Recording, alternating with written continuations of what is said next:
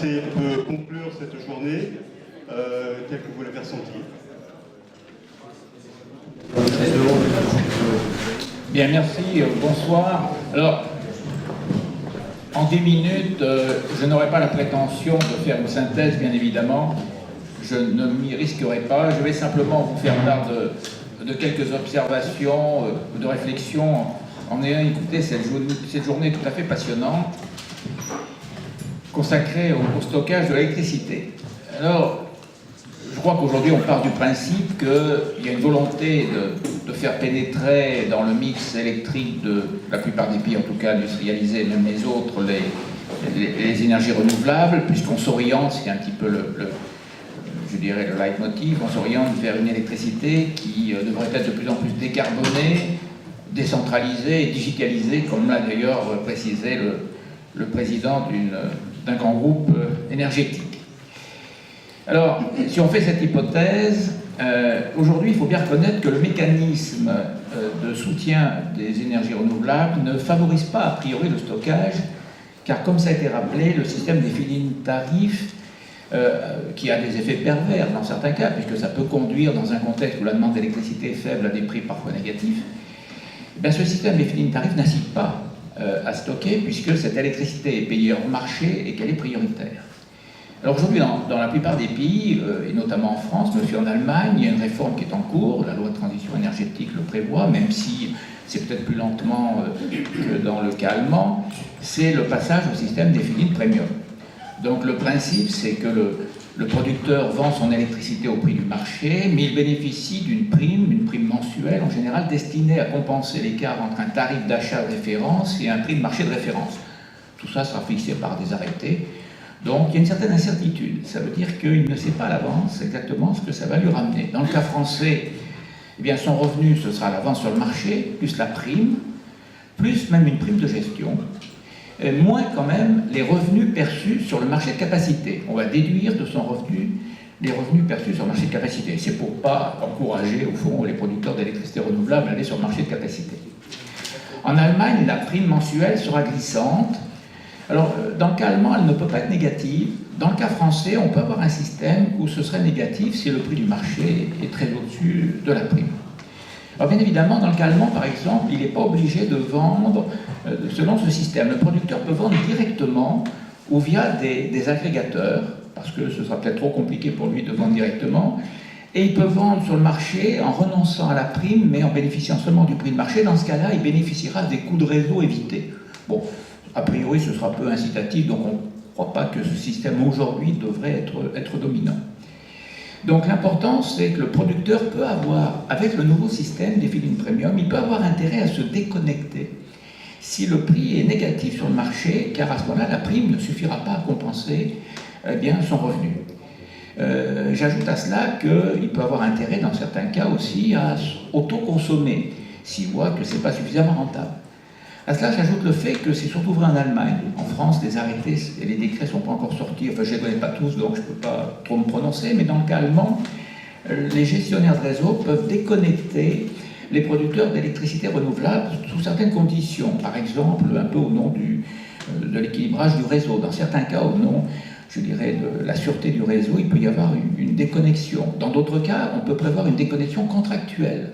À ce moment-là, il y aura une indemnisation qui sera prévue.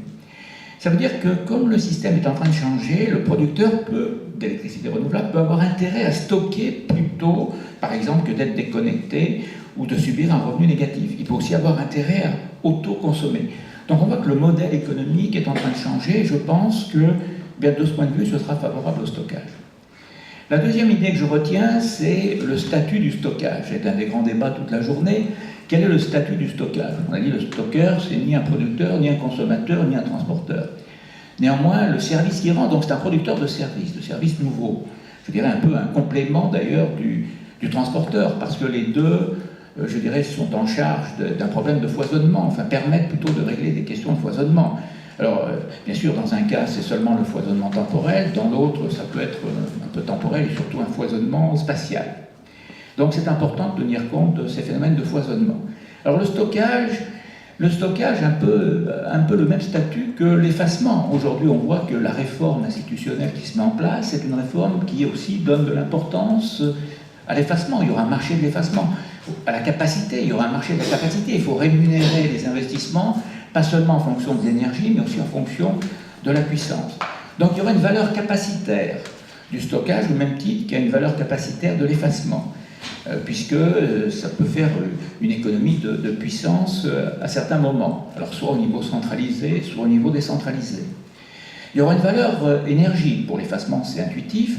Pour le stockage, on peut considérer qu'à certains moments, si on évite de perdre de l'électricité, si par exemple elle ne peut pas être injectée, ben c'est une façon, je dirais, de la préserver. Il y aura une valeur de flexibilité sur les réseaux, ça a été dit. Le stockeur peut participer de plus en plus à l'équilibrage, voire même à l'équilibrage primaire. Puis il y aura une valeur en termes d'économie de réseau. On peut éviter de construire, par exemple, un réseau local, on peut éviter le coût des pertes en ligne, c'est très important aussi, les pertes en ligne sur le réseau qu'on peut éviter. On avait pris l'exemple de la centrale à cycle combiné à gaz en Bretagne, qui évite peut-être du réseau, et bien d'une certaine façon, le stockage peut faire un peu la même chose. Et du coup, il y a aussi une valeur en termes de réduction des émissions de CO2, parce qu'on peut éviter, avec le stockage, eh bien, d'émettre, de faire appel à de l'électricité thermique, de la production thermique, à fort contenu de CO2. Donc tout ça s'inscrit dans un paysage où, évidemment, on peut espérer qu'il y aura un prix du carbone. Bon, sans aller peut-être dans un premier temps jusqu'à la taxe carbone, mais il y a d'autres solutions. On peut penser à un prix du carbone à travers des engagements individuels. Ensuite, on peut penser à un système de bonus-malus, et puis progressivement une taxe carbone. Il existe déjà une taxe carbone en France, sauf pour l'électricité où s'applique le système des quotas sur le marché du CO2. Le prix est aujourd'hui très faible. Certains militent, par exemple, pour une taxe carbone qui viendrait s'ajouter au prix sur le marché du CO2. Aujourd'hui, on voit bien que si vous mettez une taxe carbone qui fait que le prix de la tonne de CO2 passe de 8 à 30 euros, eh bien la centrale à cycle combiné à gaz passe devant la centrale à charbon, dans le merit order. Donc on voit que de ce point de vue, je dirais, le stockage prend de la valeur, et c'est donc un service en effet particulier qu'il faut prendre en considération. Et la troisième idée que je retiens, qui me paraît en effet quelque chose d'important, qu'on a soulevé aussi aujourd'hui, qui me semble être un point important pour les débats futurs, c'est la tarification. Alors quel va être là encore le système mis en place? Faut-il considérer que le stockage c'est une activité régulée? Dans le gaz, ce n'est pas une activité régulée. Il y a eu un grand débat pour savoir si le stockage était une activité régulée ou pas. Alors, sauf exception, il y a quelques exceptions, notamment en Italie, mais sauf exception, le stockage n'est pas une activité régulée, c'est une activité commerciale. Mais on peut se poser la question, est-ce que ça peut être une activité régulée en électricité? Alors, doit-il être régulé ou pas? Ensuite, s'il est régulé, quelle tarification pour la régulation? Et de toute façon, qu'on stocke sous forme d'activité régulée ou pas, le stockage, aujourd'hui, comme l'autoconsommation, auront nécessairement un impact sur la tarification des réseaux. Ça, c'est fondamental. Aujourd'hui, il ne faut pas oublier que le dimensionnement des réseaux se fait en fonction de la puissance à injecter ou à soutirer. Alors que la rémunération sur les réseaux se fait, les péages d'accès au réseau, cette rémunération se fait largement en fonction de l'énergie soutirée ou de l'énergie injectée. En général, d'ailleurs, c'est plutôt au soutirage. Donc ça veut dire qu'aujourd'hui, l'autoconsommateur d'électricité renouvelable se comporte comme un passager clandestin, comme un freerider, puisqu'on garde la même puissance pour lui. Par contre, il n'utilise pas trop le réseau, ce qui veut dire qu'il ne paye que quand il utilise le réseau, quand il n'a pas besoin, puisqu'il autoconsomme. Et donc les coûts fixes de réseau sont répercutés sur les autres utilisateurs du réseau. Bien que le stockage, on aura un peu le même type de problème. Donc ça veut dire que le développement du stockage, comme le développement de l'autoconsommation, eh bien, auront nécessairement un impact sur la tarification des réseaux. D'ailleurs, aujourd'hui, les gestionnaires du réseau de distribution en particulier demandent une modification de la structure du tarif d'utilisation des réseaux publics d'électricité. Donc, en conclusion, je dirais à partir de là, nos débats ont montré que l'éventail des technologies était large. Bon, évidemment, je ne vais pas les rappeler, ça va des steps aux batteries plus performantes, éventuellement la méthanation. Donc, et le problème, ça a été bien rappelé, c'est de transformer une invention en une innovation, puis de transformer cette innovation en une solution de marché qui requiert un business model adapté. Donc, c'est là que la dimension économique reprend tous ses droits. Ça fait intervenir évidemment d'autres facteurs, le financement des projets, le rôle du régulateur, le rôle des territoires. C'est important si on veut un mix électrique davantage décentralisé. Ça veut dire que les collectivités territoriales, les villes, les agglomérations, les régions vont jouer un rôle croissant. Donc on ne peut pas ignorer à ce moment-là la stratégie des acteurs publics, mais aussi bien sûr des acteurs privés. Donc après cette journée passionnante, je crois qu'il existe encore beaucoup de questions en suspens, et ce sont des questions auxquelles il faudra dans le futur proche répondre. Merci. Merci beaucoup.